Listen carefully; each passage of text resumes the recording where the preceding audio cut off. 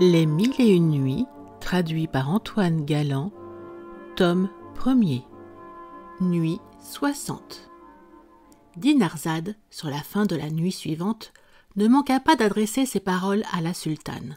« Si vous ne dormez pas, ma sœur, je vous prie de nous raconter la suite de la merveilleuse histoire du 3e calendar. »« Très volontiers, répondit Scheherazade. Voici de quelle manière le prince en reprit le fil.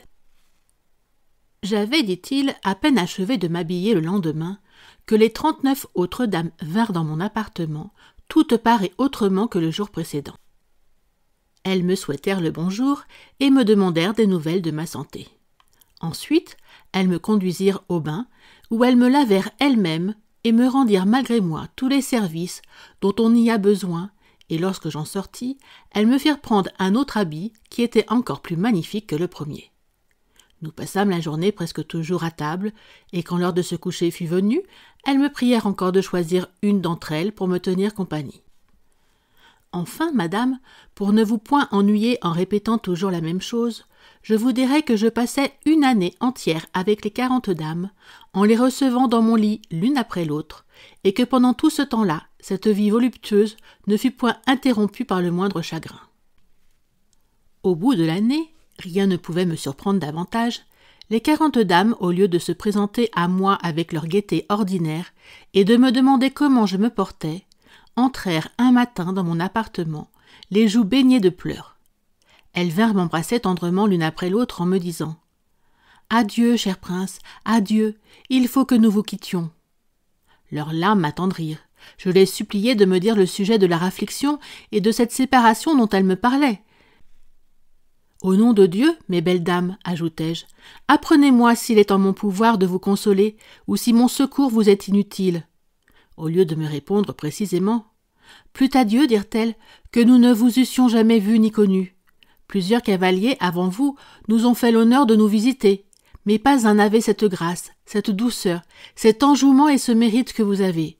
Nous ne savons comment nous pourrons vivre sans vous. » En achevant ces paroles, elles recommencèrent à pleurer amèrement.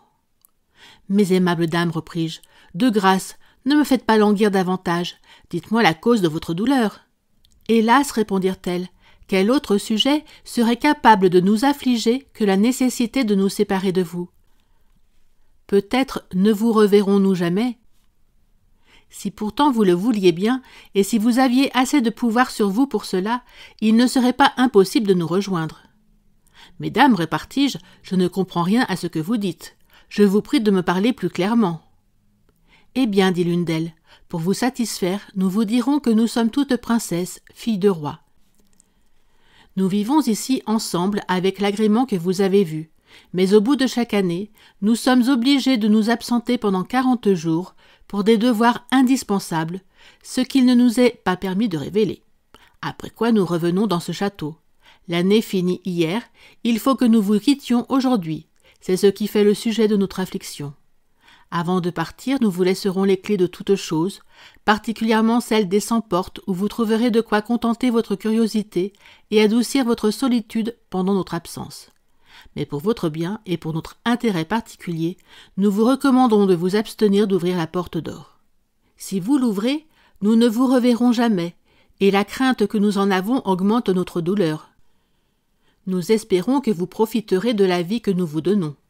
Il y va de votre repos et du bonheur de votre vie. Prenez-y garde. Si vous cédiez à votre indiscrète curiosité, vous vous feriez un tort considérable. Nous vous conjurons donc de ne pas commettre cette faute et de nous donner la consolation de vous retrouver ici dans 40 jours. Nous emporterions bien la clé de la porte d'or avec nous, mais ce serait faire une offense à un prince tel que vous que de douter de sa discrétion et de sa retenue. » Scheherazade voulait continuer, mais elle vit paraître le jour. Le sultan, curieux de savoir ce que ferait le calendar seul dans le château, après le départ des 40 dames, remit au jour suivant à s'en éclaircir. Merci d'avoir regardé cette vidéo. Afin de me soutenir, n'oubliez pas de liker la vidéo en cliquant sur le pouce et abonnez-vous à la chaîne, c'est gratuit.